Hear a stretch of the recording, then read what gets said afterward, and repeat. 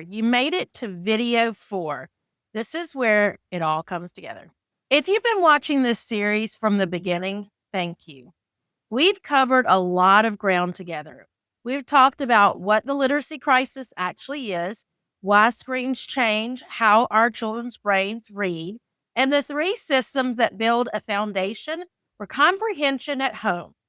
Today, I want to take you all the way back to the beginning, not to the beginning of the school, not to the beginning of reading instruction, the actual beginning. Because one of the most important things I've learned in 25 years of teaching, and one of the things that changes how parents see their entire role, is this: reading begins with what we hear. That phrase comes from my mentor, and it's the truest thing I know about how children learn to read. If you're listening on the podcast, this is Learning in a Distracted World. Welcome. You're in the right place. The episode is part of a series designed to give you the full picture of what your child is navigating. The link to the full video with slides and visuals are in the show notes. Come back and watch when you can. But everything you need is right here in the audio. It starts in the womb. Before the first word, before the first book, the reading brain is already being built. This is not a metaphor. This is neuroscience. Research tells us that babies in the womb begin responding to the sounds of language as early as 3rd trimester. They recognize their mother's voice at birth. They show preference for stories that were read aloud during pregnancy. The auditory pathways that will eventually underpin reading comprehension are being laid down before a child takes their first breath. This matters because it tells us something fundamental about what reading actually is. Reading is not primarily a visual skill, it's a language skill. It's the translation of written symbols into the spoken language system that children have been building since before they were born. When that spoken language foundation is rich, when children have been immersed in vocabulary, in conversation, in stories, in the natural rhythms of language, learning to read is like building a second floor on a house that already has a strong first floor. When that foundation is thin, when children arrive at school with limited vocabulary, limited exposure to complex language, limited experience with story structure, learning to read is like trying to build the second floor with no foundation underneath it. Reading is a language skill, and language starts at birth. The gap that determines everything, and nobody told you it was there. Here's the research finding that I think every parent in America needs to hear. The single strongest predictor of a child's reading comprehension at the end of elementary school is their oral language vocabulary before they start kindergarten. Not their phonics knowledge, not their letter recognition, not how many books they own. Their vocabulary, the words they know, the complexity of the language they have been exposed to, the richness of conversations that have surrounded them. Researcher Andrew Miller at the University of Toronto spent decades mapping this. Children who arrive at kindergarten with strong oral vocabulary are already ahead. Children who arrive with limited vocabulary face a gap that widens, not closes, as they move through the grades. Because comprehension runs on vocabulary, and vocabulary comes from language, and language comes from conversation. Before we go any further, if what I'm sharing is resonating, I want to make sure you know about Destination Success Summer Boot Camp. It's a free 5-day live experience for parents of kids with ADHD, dyslexia, or both. We start by resetting the story. I'm going to give you the full picture, and together we're going to build a plan that actually works. 5 days, second week of June. The link is in the description and the show notes. Now, here's what breaks my heart about the literacy crisis we're living through right now. Read-Alouds at home are at their lowest point in 12 years.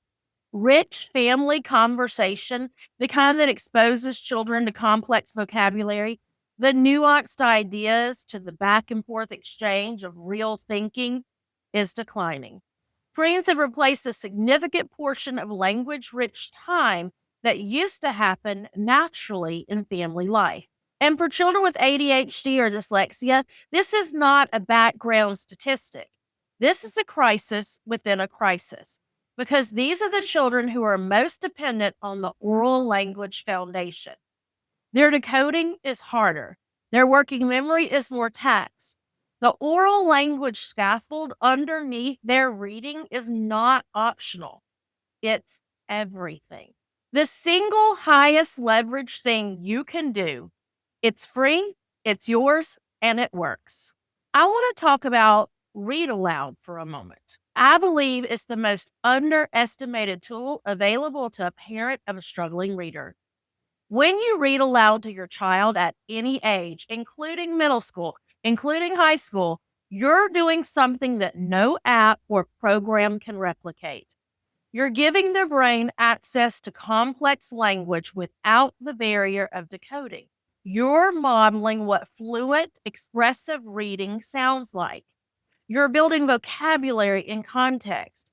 You're constructing shared background knowledge that will serve them on every test, every essay, every discussion they will ever have in school.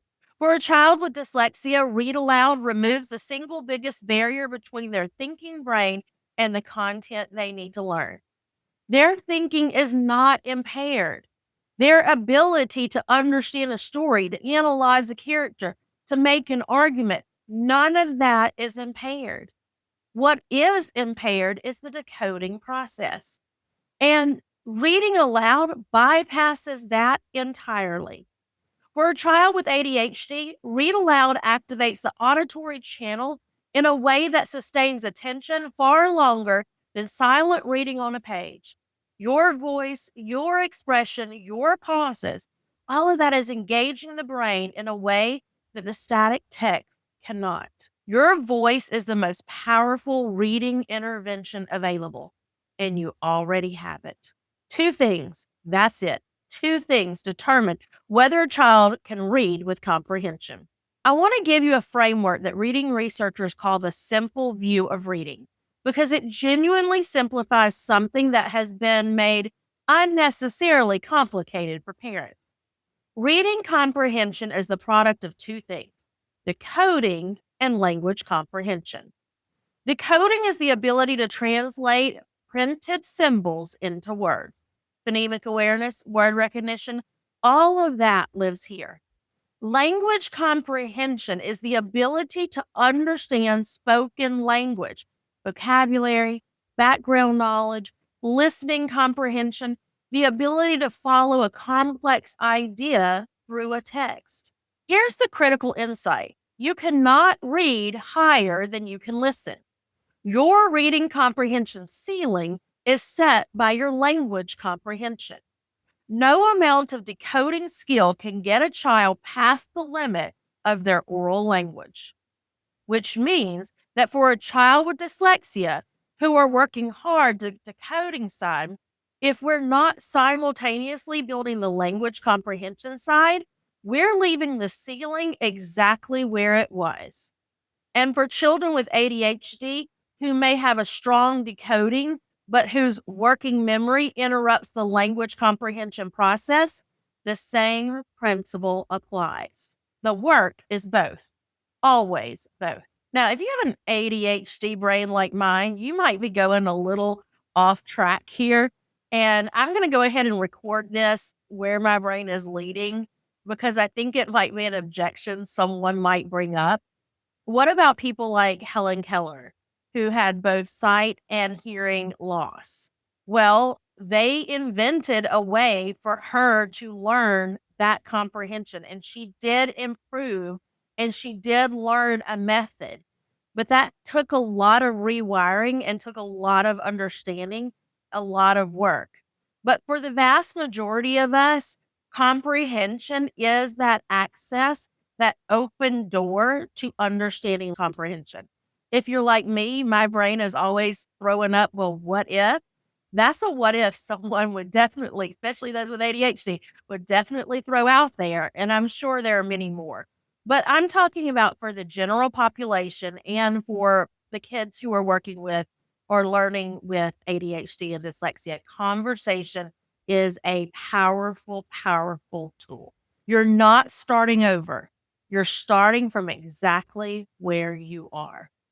I want to close this series with something practical because everything I've shared across the 4 videos is only useful if it changes what you do. You do not need to redesign your family life. You do not need a curriculum or a schedule or a special program. You need 3 things. First, protect read aloud time, even 10 minutes a day. Even you reading to them while they're following along. Even an audiobook you listen to together in the car, the listening is doing the work. Second, have conversations that require real thinking, not quiz questions, not recall, questions that invite your child to reason, to wonder, to make connections. What do you think happens next? Why do you think she did that? What would you do differently? 5 exchanges. That's all it takes to build the oral language infrastructure that comprehension runs on. Third, stop measuring only what schools measure.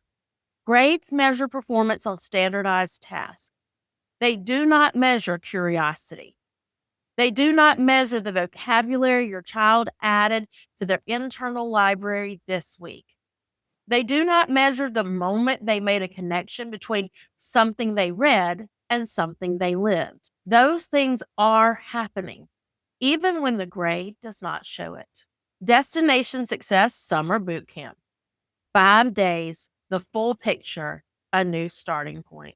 The Destination Success Summer Boot Camp is a free 5-day live experience designed specifically for parents of kids with ADHD, dyslexia, or both. We start with where every family I've worked with needed to start, by resetting the story, throwing out the measuring stick that has been making your child look like they're failing when they're attempting anything but. I'll give you the full picture of what your child is actually navigating. And together, we'll build a summer plan around what actually moves the needle, not just for the grade, but for the skills that will carry your child into the future. 5 days, second week of June, free to attend live. There will be VIP options available as well as future options available. The link is in the show notes, or if you're watching on YouTube, the link is in the description below. If this series has changed how you see your child's reading journey, I'm glad. That was the whole point. Not to add more to your plate, not to make you feel like you've been doing it wrong, but to give you the full picture.